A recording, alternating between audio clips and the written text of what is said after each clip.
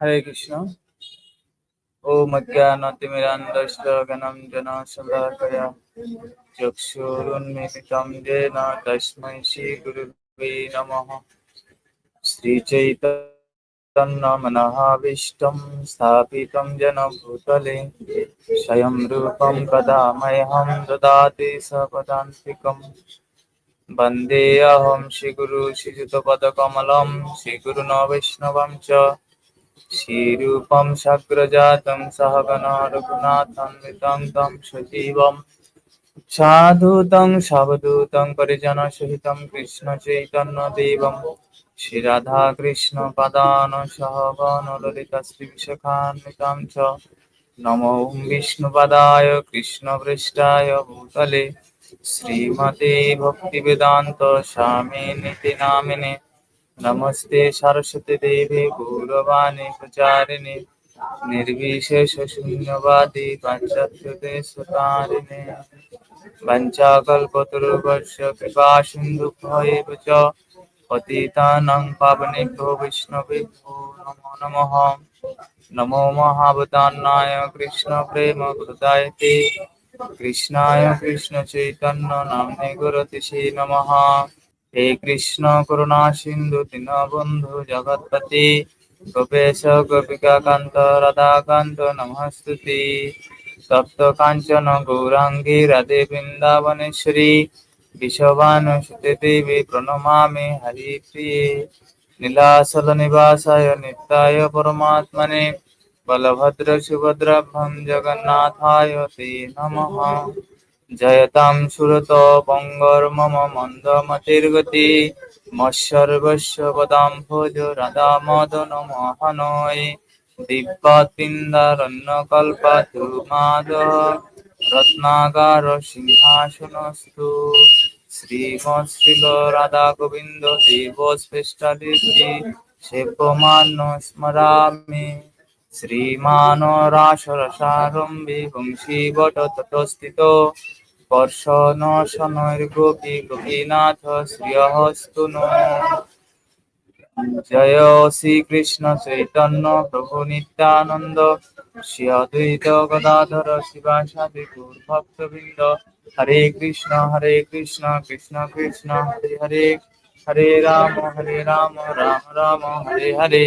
ओम नमो भगवते वासुदेवाय ओम नमो भगवते वासुदेवाय ओम नमो भगवते वासुदेवाय। नारायणं नमस्कृतं नरं चैव नरोत्तमं देवीं सरस्वती व्यासं ततो जयमुदीरयेत्। नष्टप्रायेषु अभद्रेषु नित्यं भगवती सेवया भगवत उत्तमश्लोके भक्तिर्भवति नैष्ठकी। श्रीगुरु दीनतारिणं श्रीचैतन्य ईश्वरं हरिः ओम तत्सत्। हरे कृष्ण श्री भक्त सज्जन, আজকে আমরা শ্রীমদ ভাগবত আলোচনার দ্বিতীয় পর্ব কথা আলোচনা শুরু করতে যাচ্ছি। ভাগবতের প্রথম স্কন্ধ প্রথম অধ্যায় 2 নং শ্লোক আজকে আমরা আস্বাদন করব। তো সকলেই আমাদের সাথে থাকুন এবং শ্রবণ করুন ভাগবতের অমেয়ময় সেই বাণী, ভাগবত কথা। সবাইকে আমন্ত্রণ জানাচ্ছি সে ভাগবত কথা শ্রবণে। হরে কৃষ্ণ। ধর্ম প্রযোজিত কৈতব অত্র পরম নির্মশরণাম শতম বেদম বাস্তবমত্র বস্তু শিবোদম তাপত্রয় উন্মলনম। শ্রীমদ ভাগবতে মহামুনি কৃতে কিংবা পরেশ্বরঃ সদ্যহৃদ অবরুদ্ধ তেয়ত্র কীর্তিভিঃ শুশ্রূষবিতক্ষণাৎ। অনুবাদ। জড় বাসনা যুক্ত সব রকমের ধর্ম সম্পূর্ণভাবে বর্জন করে এই ভাগবত পুরাণ পরম সত্যকে প্রকাশ করেছে, যা কেবল সর্বতোভাবে নির্মশ্বর ভক্তরাই হৃদয়ঙ্গম করতে পারেন।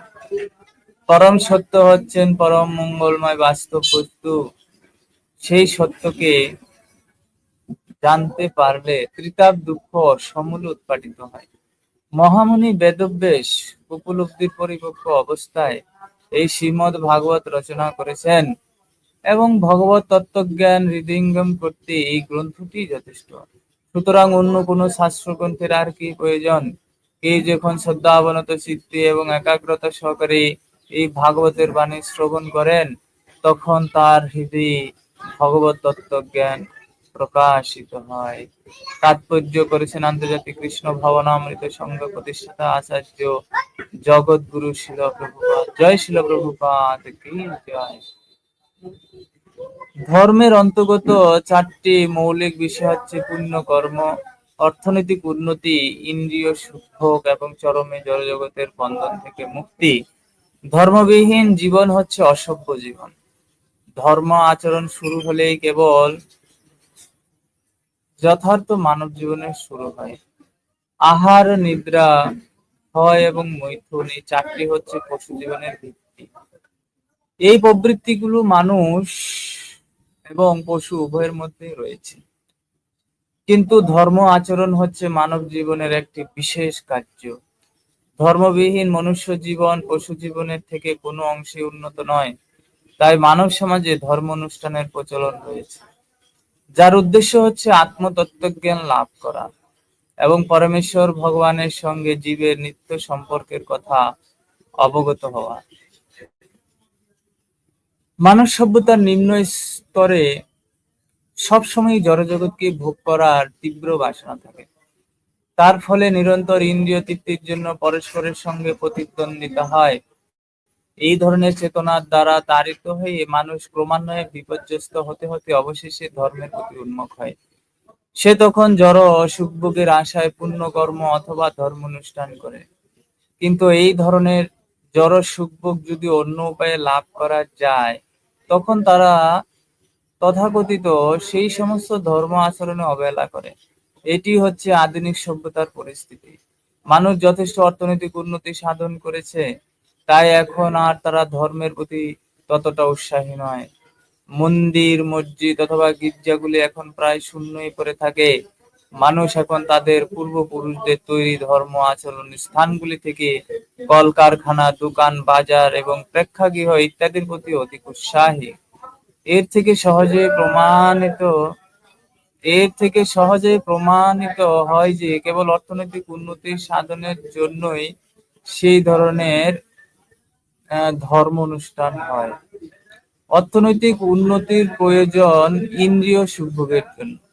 অনেক সময় দেখা যায় যে কেউ যখন ইন্দ্রিয় সুখভোগের প্রচেষ্টায় ব্যর্থ হয়, তখন সে মোক্ষ লাভের চেষ্টা করে এবং পরমেশ্বর ভগবানের সঙ্গে এক হয়ে যেতে চায়। প্রকৃতপক্ষে এই ধরনের প্রচেষ্টাগুলিও ইন্দ্রিয় সুখভোগেরই নামান্তর। বেদে এই চারটি কর্মেরই নির্দেশ দেওয়া হয়েছে, যাতে মানুষ যথাযথভাবে তাদের জীবন পথে অগ্রসর হতে পারে এবং ইন্দ্রিয় সুখভোগের জন্য পরস্পরের মধ্যে অনর্থক প্রতিযোগিতা না হয়। কিন্তু শ্রীমদ্ ভাগবত হচ্ছে ইন্দ্রিয় তৃপ্তি সাধনের উদ্দেশ্যে সমস্ত কার্যকলাপের অতীত এক দিব্য শাস্ত্র।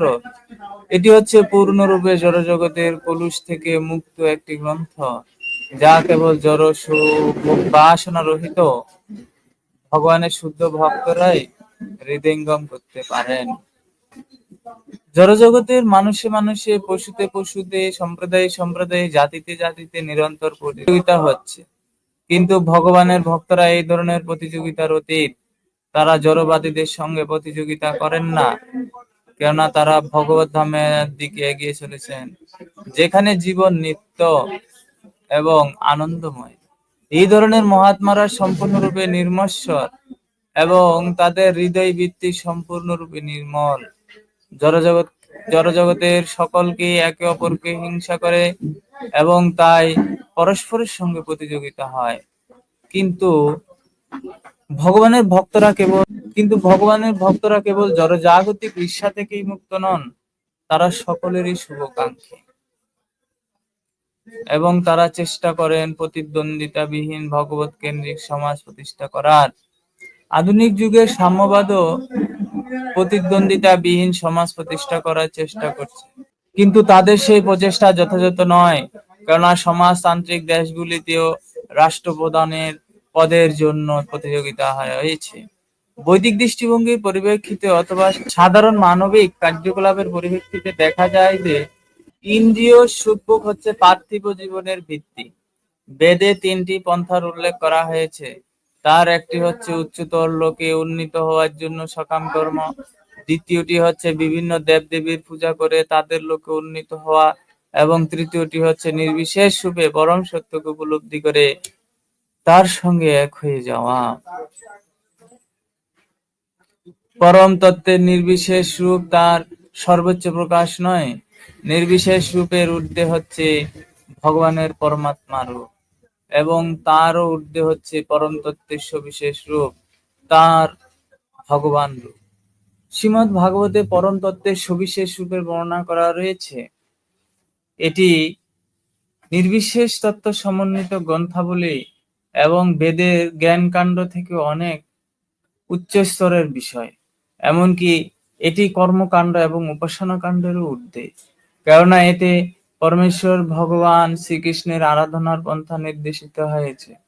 কর্মকাণ্ডে উন্নততর ইন্দ্রিয় সুখভোগের জন্য স্বর্গলোকে উন্নীত হওয়ার বাসনা রয়েছে, এবং জ্ঞান কাণ্ডে এবং উপাসনা কাণ্ডেও এই ধরনের কামনা রয়েছে, কিন্তু শ্রীমদ্ ভাগবত সেগুলি থেকে অনেক ঊর্ধ্বে, কারণ তার লক্ষ্য হচ্ছে পরম সত্যের সুবিশেষ প্রকাশ, পরমেশ্বর ভগবান, যিনি হচ্ছেন সবকিছুর পরম কেন্দ্র। শ্রীমদ্ ভাগবতের মাধ্যমে মূল তত্ত্ব এবং তার বৈশিষ্ট্য উভয় সম্বন্ধে অবগত হওয়া যায়। মূল তত্ত্ব হচ্ছেন পরম সত্য, পরমেশ্বর ভগবান, এবং অন্য সবকিছুই হচ্ছে তার শক্তির আপেক্ষিক প্রকাশ। কোনো কিছুই মূল তত্ত্ব থেকে বিচ্যুত নয়, কিন্তু তা সত্ত্বেও শক্তি শক্তিমান থেকে ভিন্ন, এই ধারণাটি পরস্পর বিরোধী নয়। বেদান্ত সূত্রের একটি সূত্র জন্মাদ্যস্য এর মাধ্যমে শুরু হয়েছে যে শ্রীমদ্ ভাগবত, তাতে বেদান্ত সূত্রের অচিন্ত ভেদাভেদ তত্ত্ব স্পষ্টভাবে প্রকাশিত হয়েছে। যে সমস্ত মনোধর্মী শক্তিকে পরম তত্ত্ব বলে প্রচার করতে চায়, তাদের সেই বিকৃত সিদ্ধান্তের উত্তর হচ্ছে শ্রীমদ্ ভাগবতের বিজ্ঞান, যাতে বিশ্লেষণ করা হয়েছে যে ভগবানের শক্তি ভগবানের সঙ্গে যুগপৎ ভিন্ন এবং অভিন্ন।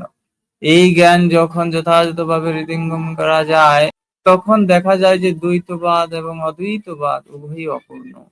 এই অচিন্ত ভেদাভেদ তত্ত্বের ভিত্তিতে যখন দিব্য চেতনার বিকাশ হয়, তখন মানুষ জড় জগতের ত্রিতাপ দুঃখ থেকে মুক্ত হন। এই ত্রিতাপ দুঃখ হচ্ছে মন ও দেহজাত আধ্যাত্মিক ক্লেশ, অন্য প্রাণীজনিত আদিভৌতিক ক্লেশ, এবং প্রাকৃতিক বিপর্যয় জাত আদি দৈবিক ক্লেশ। শ্রীমদ্ ভাগবতের সূচনা হচ্ছে ভগবানের চরণের শরণাগতির মাধ্যমে। ভক্ত সর্বতোভাবে অবগত থাকেন যে তিনি পরমেশ্বরের সঙ্গে এক, তবে তার স্থিতি হচ্ছে পরমেশ্বরের নিত্য সেবক রূপে। জড়জগতে ভ্রান্তিবশত কেউ মনে করতে পারে যে তিনি হচ্ছেন সবকিছুর অধীশ্বর, এবং তার ফলে তিনি নিরন্তর তিতাব দুঃখ ভোগ করেন। কিন্তু কেউ যখন হৃদয়ঙ্গম করতে পারেন যে তার যথার্থ স্বরূপে তিনি হচ্ছেন ভৃত্য, তৎক্ষণাৎ তিনি সমস্ত দুঃখ দুর্দশা থেকে মুক্ত হন। জীব যতক্ষণ জড়জগতের উপর প্রভুত্ব করার চেষ্টা করে, ততক্ষণ তার পক্ষে ভগবানের সেবক হওয়ার কোন রকম সম্ভাবনাই থাকে না। পরমেশ্বর ভগবানের সেবা পারমার্থিক স্বরূপে শুদ্ধ চেতনার মাধ্যমে কেবল সাধিত হয়। এই সেবার মাধ্যমে তৎক্ষণাৎ জড়জগতের বন্ধন থেকে মুক্ত হওয়া যায়। সর্বোপরি শ্রীমদ্ ভাগবত হচ্ছে বেদান্ত সূত্রের রচয়িতা ছিল ব্যাসদেব কর্তৃক প্রদত্ত বেদান্ত সূত্রের ভাষ্য।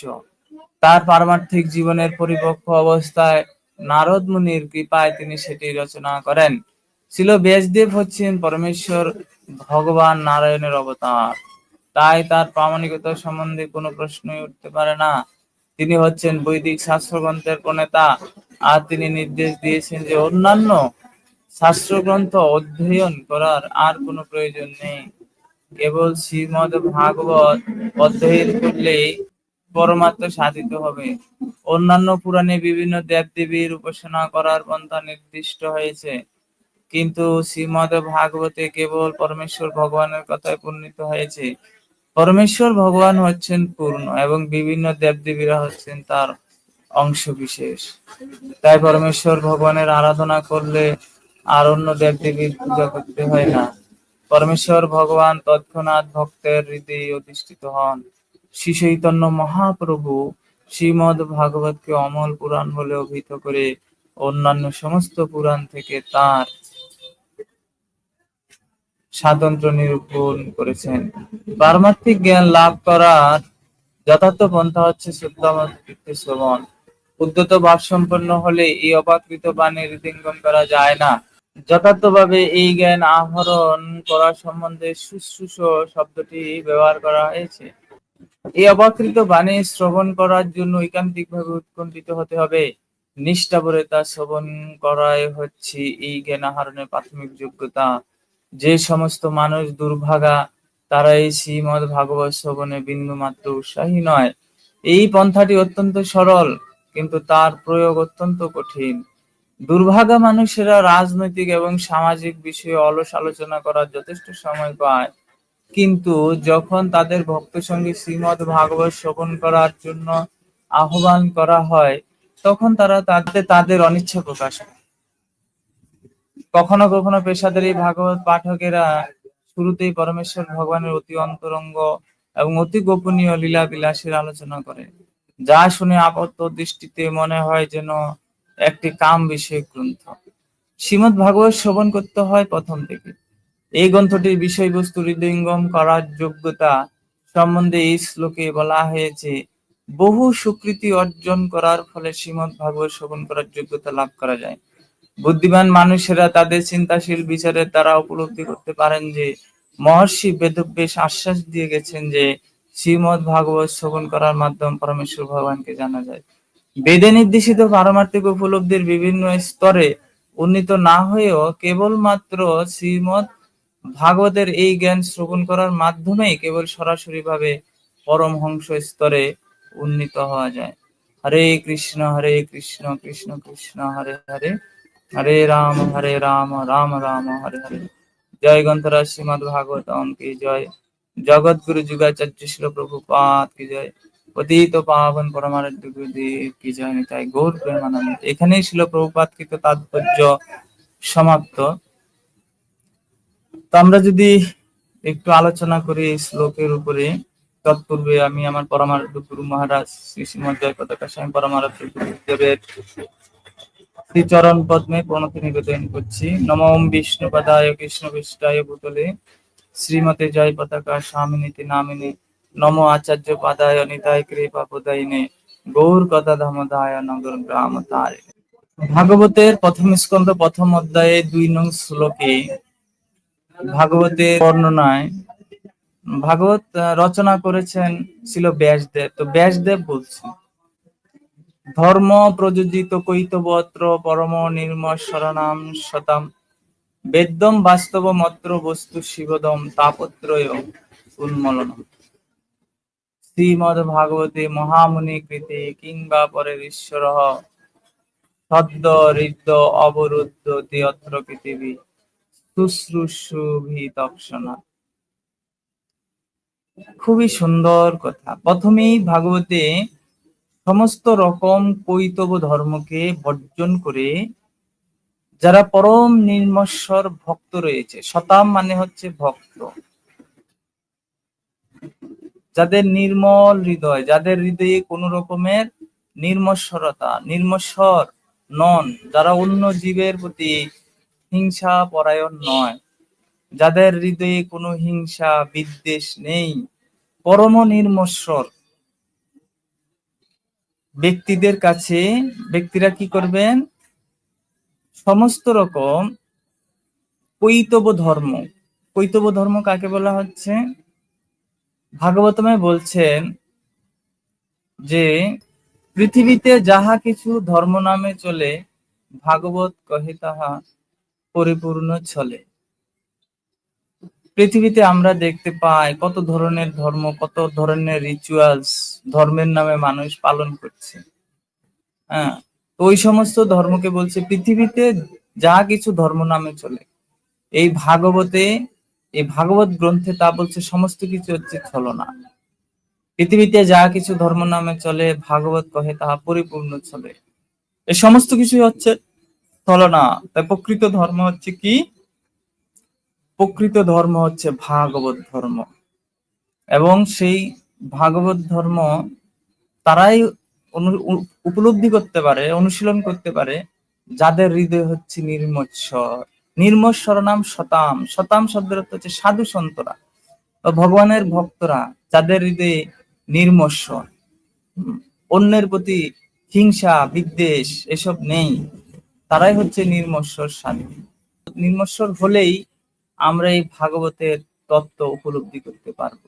যদি আমাদের হৃদয়ে কাম ক্রোধ লোভ মোহ মৎসর্য আদি ষড়ঋপুর দ্বারা আমরা আবদ্ধ হই, তাহলে এই ভাগবত আমাদের কাছে প্রকাশিত হবে না। তাই আমাদের হৃদয়ে কোনো জীবের প্রতি হিংসা থাকা উচিত নয়। আর এই শ্রীমৎ ভাগবত মহামুনি বেদব্যাস, তিনি ব্যাসদেব নামে পরিচিত, ভগবানের সত্তাবেশ অবতার, তিনি এই ভাগবত তিনি রচনা করেছেন। বলছেন তার জ্ঞানের পরিপক্ক অবস্থায় তিনি এই ভাগবত রচনা করেছেন। তো ব্যাসদেব এই যে তার জ্ঞানের পরিপক্ক অবস্থায় এই জ্ঞান রচনা করেছেন, তো তার যে গুরুদেব ছিল নারদ মুনির উপদেশে তিনি এই ভাগবত রচনা করেছিলেন। কেননা এই ব্যাসদেব কি করেছিলেন, তিনি সমস্ত বেদকে 4টি ভাগে ভাগ করে তিনি রচনা করেছেন।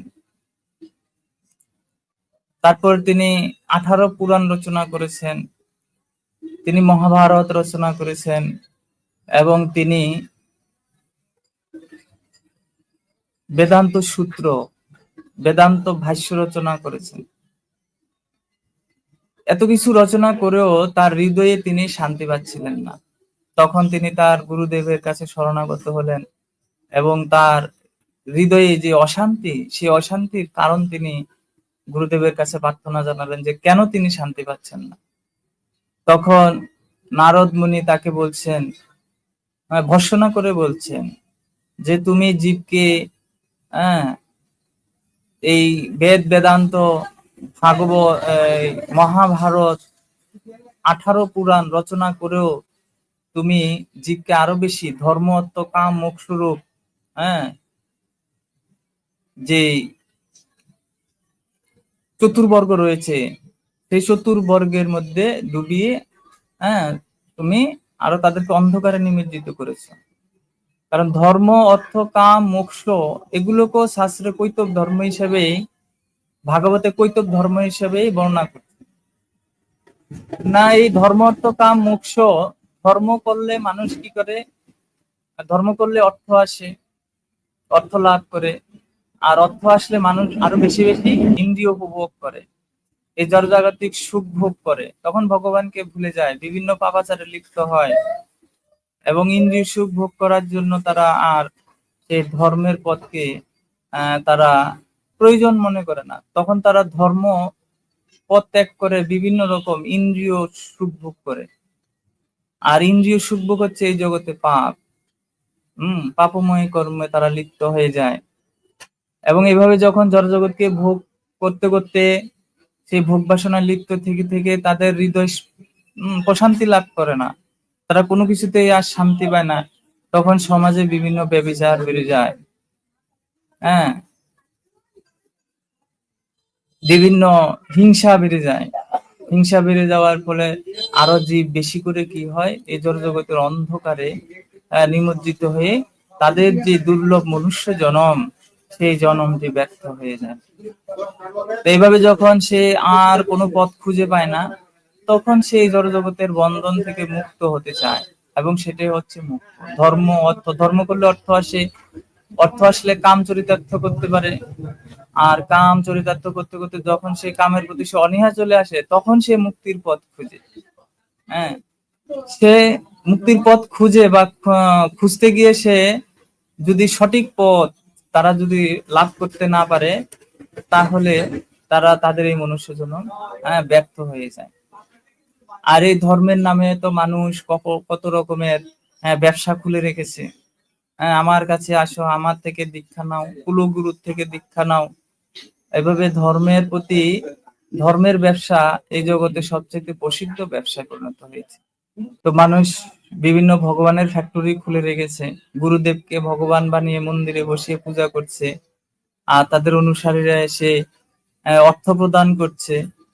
ফলে এসবের ফলে মানুষ আরো বেশি ব্যভিচারে নিমজ্জিত হয়ে, অধর্মে অভিভূত হয়ে তারা নরকে গমন করছে। কিন্তু বলছে সেই সমস্ত ধর্ম পরিত্যাগ করে ভগবানের ভক্তিময় যে ভাগবত ধর্ম, সেই ভাগবত ধর্মের কথা এখানে ছিল ব্যাসদেব ব্যাখ্যা করছেন। আর এই ভাগবত ধর্ম কেমন ধর্ম? যে বাস্তব বেদ্যম বাস্তবম অত্র বস্তু শিবদম, এটা হচ্ছে বাস্তব ধর্ম, এটাই একমাত্র ধর্ম। এবং সেই ধর্ম হচ্ছে বাস্তব এবং শিবদম হচ্ছে পরম মঙ্গলময় এবং তাপত্রয় উন্মূলনম অর্থাৎ ত্রিতাপ দুঃখকে কি করেন? সমূলে উৎপাটন করেন। এবং এই শ্রীমদ্ ভাগবত মহামুনি বেদব্যাস তিনি কি করেছেন? তার জ্ঞানের পরিপক্ক অবস্থায় রচনা করেছেন। এবং এই ভাগবত শ্রবণের ফলে কি হয়? আমরা সমস্ত জড়জাগতিক প্রভাব থেকে মুক্ত হয়ে তৎক্ষণাৎ চিন্ময় স্তরে অধিষ্ঠিত হয়।